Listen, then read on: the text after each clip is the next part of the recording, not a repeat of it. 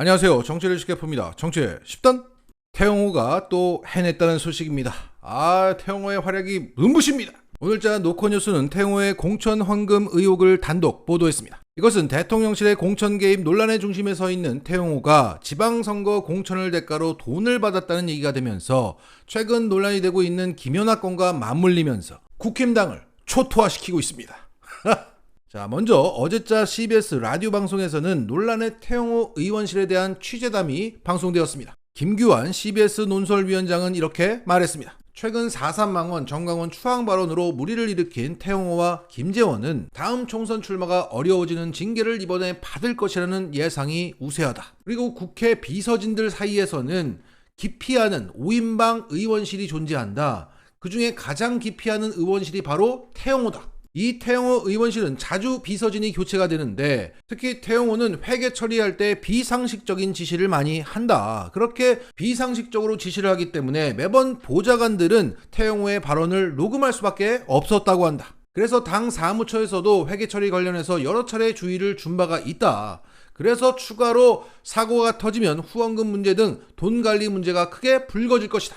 또한 태영호는 의정활동보다 유튜브 관리에 치중한다. 특히 돈 버는 일에 관심이 많다고 한다.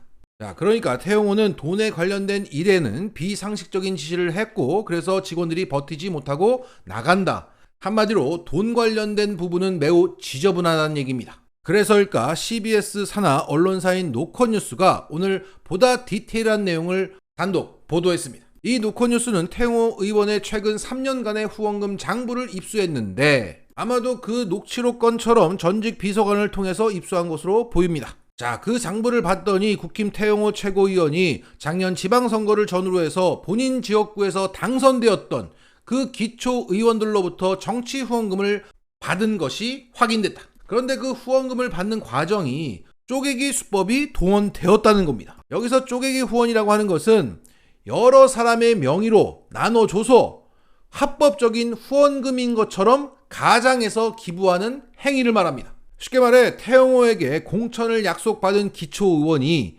티를 내지 않고 태영호에게 돈을 주기 위해서 그의 가족과 지인들에게 수십만 원을 나눠줘서 태영호한테 후원하라고 시켰다는 겁니다.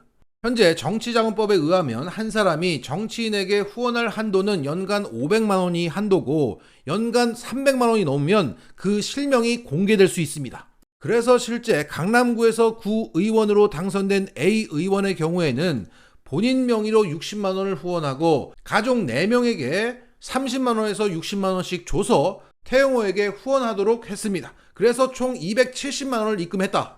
이렇게 지난해 1년간 5명의 구의원들한테 받은 후원금이 총 1,850만 원에 달했고 그들은 모두 기초의원에 당선되었다고 합니다. 또한 그 후원금이 들어간 시점과 그 기초의원들의 공천 명단 확정 시점과 일치했고 태영호 의원실은 그 돈이 쪼개서 들어올 때마다 후원금을 나눠서 보낸다며 그 가족 또는 지인의 명단을 함께 받았다고 합니다. 그러니까 그 돈이 내가 준 돈입니다 라는 걸 확실히 했다는 거예요. 자, 이렇게 후원금 관련해서 한도를 초과하지 않았기 때문에 그 정치자금법은 피할 수 있을지 몰라도 이게 공천을 대가로 후원금을 받은 것으로 보이는 정황이 너무나 많기 때문에 이건 공직선거법에 걸리는 처벌 대상입니다. 그러니까 쪼개기 후원을 해서 정치자금법은 피했는데 그 쪼개기 후원이 공직선거법의 증거가 된다는 겁니다. 자, 현재 태영호처럼 공천을 대가로 불법 정치자금을 받은 김연아도 현재 경찰 수사와 당의 당무감사를 받고 있고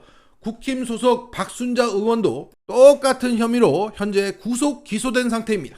현재 깜빵 가 있다고요. 지금 태영호는 공천을 걱정할 때가 아닙니다.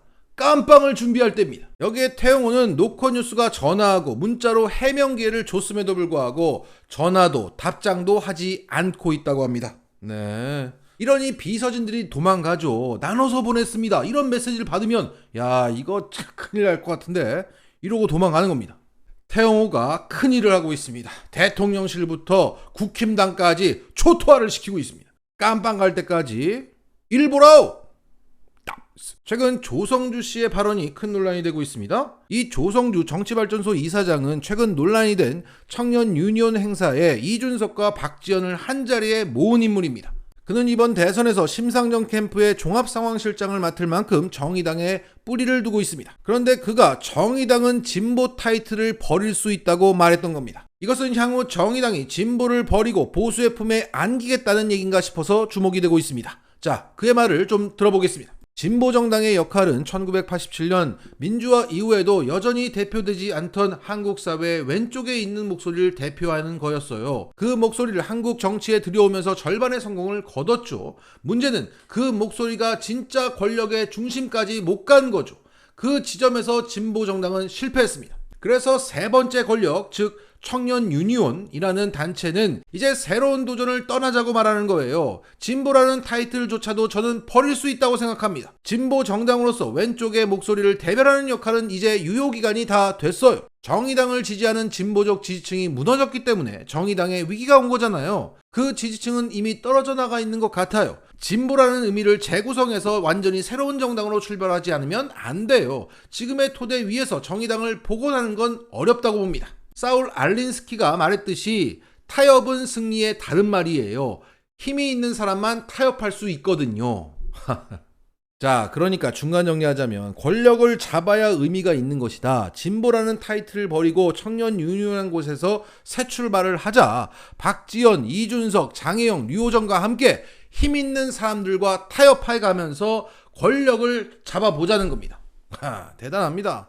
도저히 이대로는 안 되니까 포기하고 권력을 잡을 생각만 하자는 겁니다.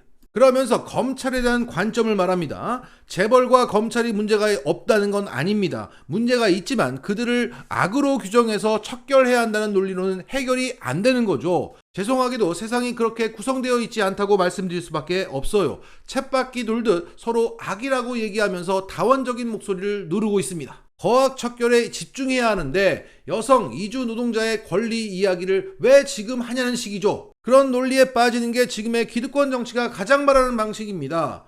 그렇게 했을 때 더 많은 사람들이 정치에서 질려서 떨어져 나갈 것이라고 보는 거죠. 보통 우리가 왼쪽부터 오른쪽으로 정의당, 민주당, 국힘당 이렇게 있다고 보는데 저는 좀 다르게 봐요. 민주당과 국힘당이 정의당 오른쪽에 있는 것 같지 않아요. 그러니까 지금 정의당에서 우클릭해도 민주당이 나타나는 게 아니라 빈 곳이 나타나는 거예요. 저는 민주당과 국힘당이 정의당과 전혀 다른 곳에 있다고 생각해요. 포퓰리즘과 신권위주의죠.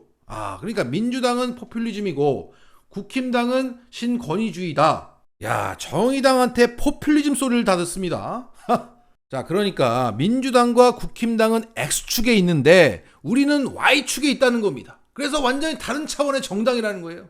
개소리입니다. 이러니 그 심상정치가 대선 기간에 윤석열 후보가 되면 왜 안 된다고 생각하세요?